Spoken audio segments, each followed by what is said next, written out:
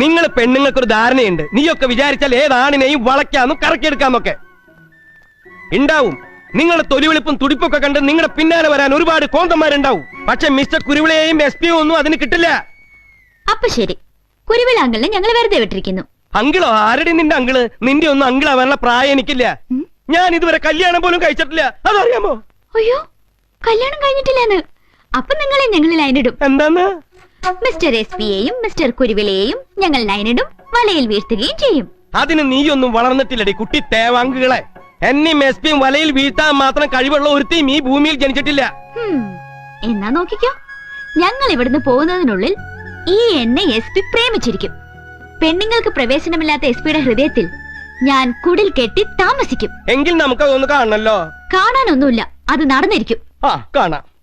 ശരി, കാണാം. നല്ല ഡ്രസ് ഇട്ട ചെറുപ്പക്കാരെ കാണുമ്പോ എല്ലാ പെമ്പിള്ളേർക്ക് ഇത് തന്നെയാ. എന്താ കുട്ടി